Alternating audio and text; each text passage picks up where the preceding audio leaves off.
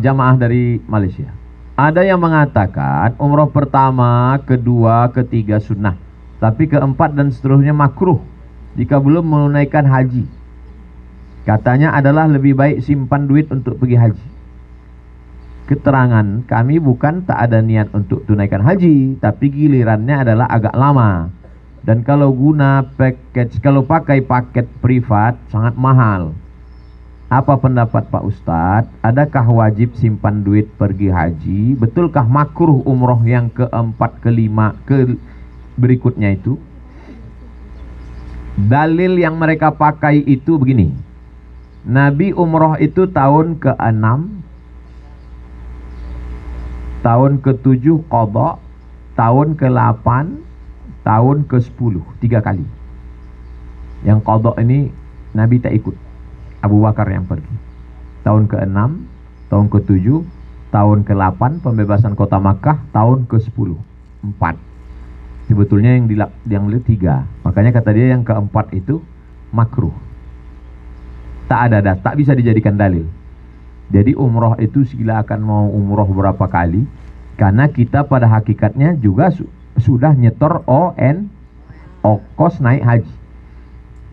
Kita bayarkan Malaysia, Indonesia, Brunei Darussalam, saya sudah bayarkan bahwa berangkatnya nanti di tahun 2025, 2030, 2035. Selama itu kita mau berangkat umroh tiap tahun, maka dibolehkan, tidak makruh. Karena kita sekarang tidak bisa langsung terus berangkat karena proses orang yang begitu banyak, begitu ramai. Itu tak bisa jadi dalil tentang Nabi yang 3 kali tadi. Karena qiyasnya qiyas ma'al farik, tak bisa jadi dalil qiyas. Quran, hadis, ijma', qiyas. Karena zaman Nabi dengan zaman sekarang tentang masalah pembayaran sudah dilakukan, tidak bisa berangkat karena orang terlalu banyak. Itu tidak terjadi pada zaman Nabi SAW. Jadi kita bayar, apakah cash atau kita cicil, dan kita bayar terus sampai nanti akhirnya kita berangkat, dan kita tetap berangkat melaksanakan umroh. Umrohnya insya Allah umroh makbulah, tidak makruh. Yang tidak boleh itu tidak mau haji sama sekali. Itu yang tak betul. Saya tak mau haji Pak Ustaz, saya umroh aja. Itu tak boleh.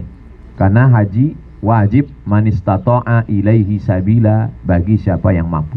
Wallahu a'lam. Proses mobilisasi jamaah dari Madinah ke Makkah untuk umroh cukup berat. Kepayahan segi jarak, juga waktu umumnya sampai Makkah sekitar ba'da isya. Dalam kondisi ini mana lebih baik, istirahat tidur dulu atau melanjutkan rukun umroh sampai tahallul? Bagaimana dulu Nabi juga para sahabat perjalanan dari Madinah sampai di tanah suci Makkah Al-Mukarramah jam 10 malam. Apakah langsung tawaf sa'i tahallul atau istirahat dulu? Man istata'a ilaihi sabila, siapa yang mampu ekonomi, mampu kesehatan. Saya tak sanggup tawaf Pak Ustadz, saya mesti tidur dulu, nanti jam 4 baru saya langsung tawaf sa'i, nanti jam 5, 5.30 sekaligus saya sholat subuh. Boleh.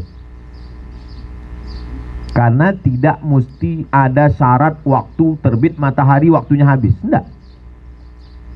Nah, jadi masalah umroh ini tidak ada kewajiban dipercepat secepat-cepatnya, tak ada begitu.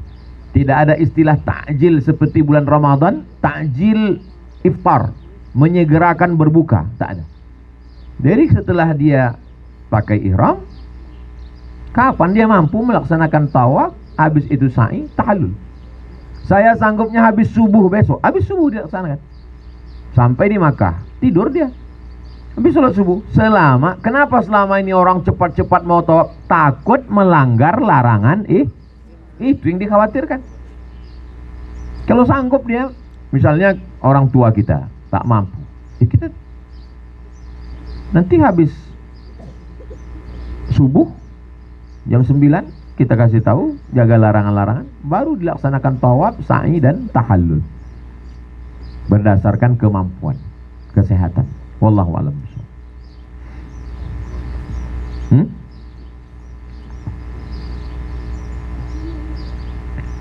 Saya punya kakak laki-laki sudah meninggal. Beliau punya anak perempuan, anak adopsi, anak angkat. Bagaimana hak hukum atas warisan kakak saya tersebut mengingat ayah saya dan saudara laki-laki masih hidup? Saat ini semua warisan dikuasai anak angkat. Kami sudah berusaha menjelaskan ke anak angkat itu bahwa itu keliru. Tapi dia keras, katanya semua harta kakak saya itu sudah dihibahkan kepadanya. Tapi hanya lisan saja. Bagaimana menurut hukum agama dan bagaimana nasib kakak saya di alam sana atas perlakuan anak angkatnya, dan bagaimana penyelesaian masalah ini menurut Ustadz? Mengangkat anak dalam Islam bagus, baik. Dalilnya mana? Nabi punya anak angkat namanya Zaid bin Harithah. Dulu dipanggil orang namanya Zaid bin Muhammad. Turun ayat, makana Muhammadun aba ahadim min rijalikum. Muhammad bukan bapak kamu, maksudnya bukan bapak Zaid. Maka tidak boleh menyebut anak angkat dengan ayah angkat, tak boleh. Jadi kalau saya pingin anak perempuan, saya ambil anak angkat, nama anak itu Khadijah, nama anak dan Bu Nur Khadijah pula. Tak boleh pakai binti Abdul Somad, mesti nama ayah aslinya. Yang kedua, kalau saya ingin anak angkat perempuan, maka saya ambil keponakan ustazah. Kalau ingin anak angkat laki-laki, saya ambil keponakan Ustazah Fatimah. Supaya apa? Supaya mahram dengan dia. Nanti kalau lajang anak itu mahram dengan Ustazah. Kalau saya ingin anak angkat perempuan, saya ambil anak adik saya. Supaya apa? Supaya kalau dia gadis, mahram dengan saya. Ini masalah mahram, karena anak angkat di rumah, masak dia, tak bertudung dia, pakai daster, lengannya nampak, tengkuknya nampak, betisnya nampak. Padahal dia anak angkat. Kena kita tiap hari, kita berdosa. Yang ketiga, masalah perwalian nikah. Jangan sampai kita mewalikan, tidak sah nikahnya. Yang keempat, ini yang paling berat, masalah warisan. Kita jelaskan ke dia bahwa harta warisanku itu adalah untuk ahli warisku. Bagaimana cara menyelamatkan anak angkat? Anak angkat dikasih dua. Pertama dengan cara hibah atau wasiat. Apa beda hibah dengan wasiat? Kalau hibah, kasih langsung ganti nama BPN, Badan Pertanahan Nasional. Tapi kalau wasiat, kau ku kasih, nunggu apa Pak? Nunggu malaikat maut datang. Makanya kalau ada orang mau ngasih ke saya wasiat, saya tak mau. Ya kalau dia duluan mati, kok aku duluan? Batal wasiat itu. Kalau hibah oke. Ku kasih Ustadz wasiat. Tidaklah. Ya kalau kau duluan, kok aku duluan lewat. Ini tentang masalah anak angkat. Kalau selamat yang empat ini, bagus mengadopsi anak angkat. Tapi kalau tidak, akan jadi masalah. Udah. Solusi yang tadi, duduk musyawarah. Panggil Ustadz, jelaskan masalah hukumnya, putuskan. Kalau tidak putus, tulis nama-nama ahli waris. Yang meninggal, almarhum, data. Ahli warisnya, ayahnya, saudara kandungnya, serahkan ke pengadilan agama kabupaten. Serahkan ke pengadilan agama, nanti hakim akan mengeluarkan. Almarhum mendapatkan harta warisan, almarhum meninggal, meninggalkan harta warisan, ahli warisnya ini mendapat sekian, ini mendapat sekian, ini mendapat sekian. Itulah surat hakim itu bisa dibawa ke pengadilan konvensional untuk menyita harta itu. Kalau masih mau berdamai, damai. Kalau tidak, kami tak sampai hati Pak Ustadz, itu sudah macam keponakan saya. Dengan tidak mengambil harta itu berarti membiarkan dia dan anak cucunya makan haram. Jadi banyak orang, udah biarkan aja lah, kita nggak sampai hati, nanti putus silaturahim. Salah. Ambil hak kita supaya dia dan anak cucunya jangan sampai makan haram. Bilang sama dia, aku membawa ini ke pengadilan untuk menyelamatkan kau, menyelamatkan anak cucumu, supaya jangan sampai kau makan haram. Kami tak sanggup ngomong begitu Pak Ustadz, kirimkan video nih. Apa susahnya? Potong. Lupa kami merekam, kulang sekali lagi. Mana? Ini. Saya punya adik perempuan, punya suami penyabu. Penyabu maksudnya pakai sabu-sabu. Dan suaminya sering bilang sudah hiaja rumah tangga ini dan mau segera diurus surat cerainya, kata istrinya. Setelah diseriusin, suaminya bilang nggak ada niat dari hati. Apakah itu sudah jatuh talak menurut Islam? Sebagai saudara, apa yang bisa saya lakukan? Mohon pencerahannya. Yang pertama, catat nomor ini. Tunggu sebentar ya.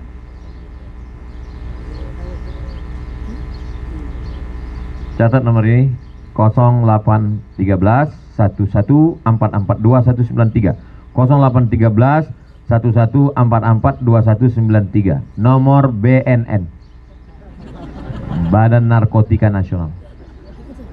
Bilang salam dari Ustadz Somad. Dah. Ini suami penyabu tadi, suruh dia bertobat. Yang menyuruh dia bertobat wali, 6 wali. Ayah, atuk, abang, adik, abang ayah, adik ayah. Kalau kebetulan situ ada yang tentara, ada yang polisi, bagus. Panggil dia. Sini, abang penyabu. Kau mesti berhenti. Orang yang kena sabu tidak bisa berhenti dengan mandi tobat, sholat sunat tobat. Tak bisa. Dia mesti berhentinya pakai proses. Prosesnya itu ada sekolahnya. Yang punya sekolah itu BNN, Badan Narkotika Nasional. Jangan malu. Di Bandung, Bogor, Jawa Barat, kirim deh ke sana. Kalau tetangga nanya, kemana dia? Bilang S2. Nanti setelah sembuh, dia pulang, dia sehat, dia segar, jadi suami yang baik. Adapun tentang ungkapan cakap dia mengatakan dia tidak ada niat tolak antara dia dengan Allah. Tolak terbagi dua. Pertama, tolak sorih. Tolak sorih, ku tolak engkau. Itu tolak sorih. Yang kedua, tolak kinayah. Pulanglah kau ke sana. Kita akhiri saja. Itu tolak kinayah. Tolak kiasan. Kalau ada niat, jatuh. Kalau tak ada niat, tak jatuh. Hebatnya dia, walaupun dia penyabu, tahu dia hukum tolak. Luar biasa juga. Kemarin abang bilang kita sudahi aja. Iya. Jadi apa? Tolaklah ya. Enggak, aku tak ada niat, kata dia. Aku memang penyabu, tapi aku pikir ini tahu juga aku, kata dia. Memang penyabu sekarang ini luar biasa. Berilmu semua. Nah, ini. Nah, jadi tentang masalah dia sudah menjatuhkan, itu tolaknya tolak kinayah. Masalah dia bohong, itu antara dia dengan Allah SWT. Tapi dia bohong Pak Ustaz. Iyalah, Allah aja dia bohongi pakai sabu, apalagi cuma bohong itu. Allah aja dia bohongnya, apalagi kamu. Kalau dia tak baik juga Pak Ustaz, tak berubah juga, macam mana lah Pak Ustaz. Ingat perempuan-perempuan, kalian punya satu hak pamungkas, namanya huluk. Kalian bisa gugat ke pengadilan. Karena dulu laki-laki semua di Indonesia ini, menurut kompilasi hukum Islam Indonesia, selesai akad suruh baca sirat ta'liq. Kalau saya meninggalkan 6 bulan lama-lama berturut-turut tidak memberikan nafkah batin atau menyakiti fisiknya, maka istri saya datang ke pengadilan agama menggugat, hakim menjatuhkan, maka jatuhlah talak satu kepadanya dengan membayar iwat 10.000. Itu adalah kunci supaya perempuan, sebetulnya itu tak ada. Itu dibuatkan oleh kompilasi hukum Islam Indonesia, namanya tolak ta'liq. Makanya namanya sirat ta'liq, supaya perempuan Indonesia jangan dibodoh-bodohi. Dinasehati sudah, suruh masuk BNN tak mau, tapi dia semena-mena, gugat dia pengadilan. Hidup hanya sekali. Jangan gara-gara itu ibadah tak tentu, kita pun semakin tua, anak makin besar, dia tak berubah, mau jadi apa? Ingat, hidup singkat, ibu mesti beribadah. Kalau kita punya seperti ini, adik kita, kakak kita, saudara kita, na'udzubillah, kita kasih dia semangat, jangan kita jatuhkan mentalnya. Datang dia mengadu ke kita, kita adiknya, kita abangnya laki-laki, dibilangnya, aku lakiku nih di rumah menyabu aja kerjanya, tolonglah kau dek, kau kan adikku laki-laki. Datang pula adiknya, terima aja kak, sabar itu ibadah. Kalian laki-laki, bangkitkan semangat kakak kalian. Step 1, ajar lakinya. Step yang kedua, serahkan dia ke BNN. Tidak juga ketiga, gugat dia ke pengadilan. Tapi katanya Pak Ustadz, kalau perempuan yang menggugat bergoncang tiang aras, itu kalau suaminya baik, soleh. Kalau penyabu itu jangan tiang aras, tiang listrik pun tak bergoncang. Anak-anak mesti diselamatkan, hidupkan dan mesti dipandang. Ibadah tak bisa, itu sistemik. Memikirkan dia lagi, dia tak ngasih nafkah, apa? Musibah itu.